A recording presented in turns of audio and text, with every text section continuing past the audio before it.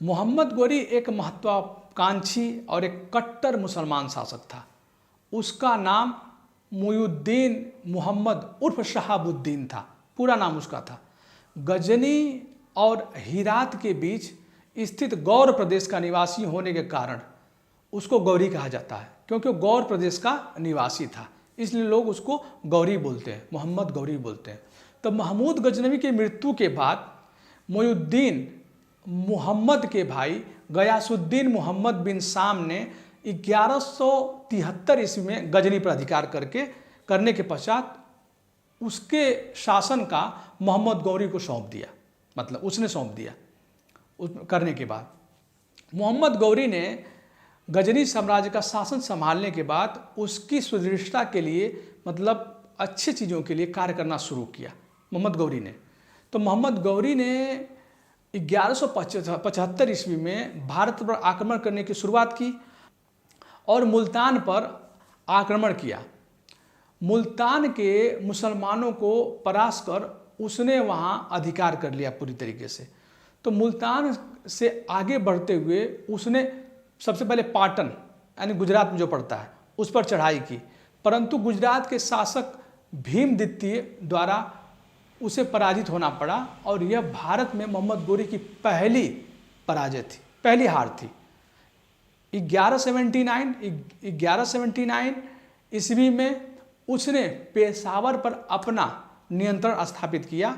2 वर्ष बाद लाहौर जो पंजाब में पर आक्रमण किया। खुसराव मलिक ने बहुमूल्य भेंट देकर अपनी रक्षा की। 1185 ईस्वी में गौरी ने सियालकोट को जीता और वापस चला गया। फिर देखिए आगे क्या हुआ। 1186 ईस्वी में फिर उसने लाहौर जीत कर वहाँ के शासक वो थे खुसरो को बंदी बना लिया।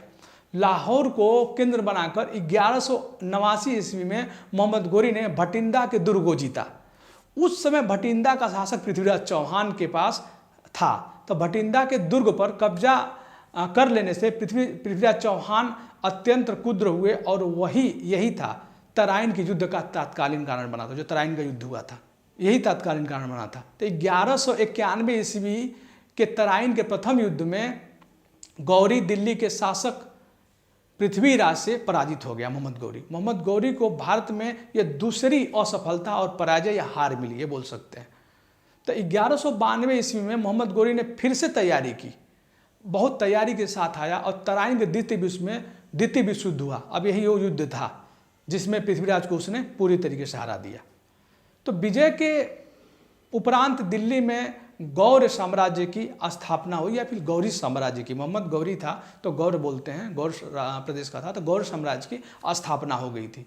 तो तराइन के युद्ध के बाद 1206 ईस्वी में मोहम्मद गौरी भारत से वापस जाते हुए सिंध नदी के पास दैमक स्थान पर कुछ लड़ाकू जातियों के हमले में मारा गया। ऐसा बताया जाता है कि वही एक हमला था। 1206 ईस्वी में मोहम्मद गौरी को, मतलब कुछ ऐसे दैमक स्थान पर, मतलब कुछ लड़ाकू जाति थी जिनके हमले में वो मार दिया गया। अब देखिए गौरी की मृत्यु के बाद भारत में वही 3 लोग आए थे जिनको मैं अभी बता रहा हूँ आपको। 3 लोग कौन लोग थे? तो मोहम्मद गौरी की मृत्यु के बाद तुर्की साम्राज्य का शासन उसके 3 गुलामों यल्दोज, कुबाचा और कुतुबुद्दीन ऐबक ने संभाला, जिसमें कुतुबुद्दीन ऐबक ने दिल्ली में ममलूक वंश की नींव रखी। इसके बाद उसने उच्च पर आक्रमण किया। उसने वहाँ के राजा भट्टी को पराजित किया। उसकी रानी को पटरानी बनाने का लालच देकर भट्टी को मरवा दिया। बाद में मोहम्मद गौरी ने भट्टी के पुत्री के साथ विवाह कर लिया। मोहम्मद गौरी की कुछ चीज़ें ऐसी थी जैसे कि उसने आबू और अनिलवाड़ा पर आक्रमण किया था। उस चीज़ों को भी मैं बता देता हूँ, उस चीज़ों को भी बताना जरूरी है। 1178 ईस्वी में शहाबुद्दीन गौरी बोलते हैं उसको, शहाबुद्दीन मोहम्मद गौरी पूरा बोलते हैं, ने गुजरात के आबू एवं अनिलवाड़ा पर आक्रमण किया।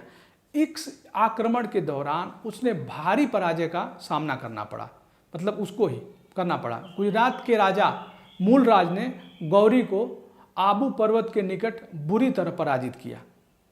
आबू में पराजित होने के बाद गौरी ने अनिलवाड़ा पर आक्रमण किया अनिलवाड़ा के शासक भीमदेव ने भी गौरी को बुरी तरीके से पराजित किया। उसने गौरी को देश से बाहर खदेड़ दिया तथा उसके सैनिकों को बंदी बना लिया। अब देखिए पंजाब पर आक्रमण 1179 ईस्वी में गौरी ने पेशावर पर आक्रमण किया और उसे अपने अधिकारों में कर लिया। 1185 ईस्वी में उसने पंजाब पर फिर से आक्रमण किया और सियालकोट पर अधिकार कर लिया था। ये सारी चीज़ें मतलब एक संक्षिप्त रूप में इनके पास थीं। बाद में ये भी भूल सकते हैं कि 1186 ईस्वी में पंजाब पर फिर से उसने आक्रमण कर लाहौर के शासक मलिक खुसरो को छल प्रपंच से एक तरीके से बंदी बना लिया और पंजाब पर अधिकार प्राप्त कर लिया। तो ये सारी चीज़ थी। अब तराइन का जो प्रथम युद्ध देख लीजिए। तराइन का प्रथम युद्ध के लिए पंजाब की विजय के बाद मोहम्मद गौरी की महत्वाकांक्षा बढ़ने लगी और उसने अगला लक्ष्य दिल्ली अजमेर राज्य को बनाया। जिस समय गौरी ने आक्रमण की योजना बनाई उस समय दिल्ली अजमेर राज्य का शासक पृथ्वीराज चौहान था। वह अपनी वीरता और सैनिक नेतृत्व की क्षमता के लिए बहुत ही प्रसिद्ध था।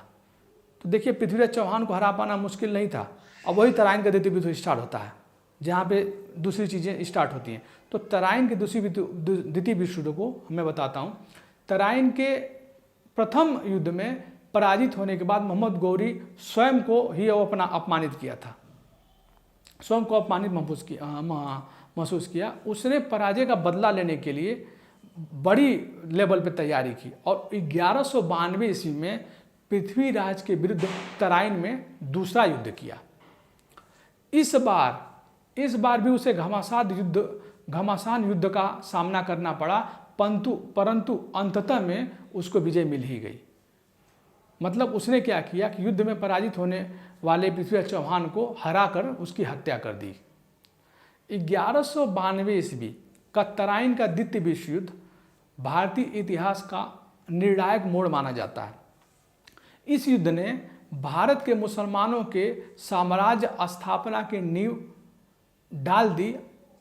तो लास्ट का सीन समझ लीजिए कि 1192 ईस्वी का तराइन का द्वितीय विश्व युद्ध भारतीय इतिहास का निर्णायक मोड़ माना जाता है। उसका रीजन देखिए एक यही था कि इस युद्ध ने भारत के मुसलमानों के साम्राज्य स्थापना की नींव डाल दी। अब कोई भी ऐसी शक्ति नहीं बची थी जो मुसलमानों का प्रतिकार कर सके। तो ये सारी चीज़ें थी इस वीडियो में। यही था। जय हिंद।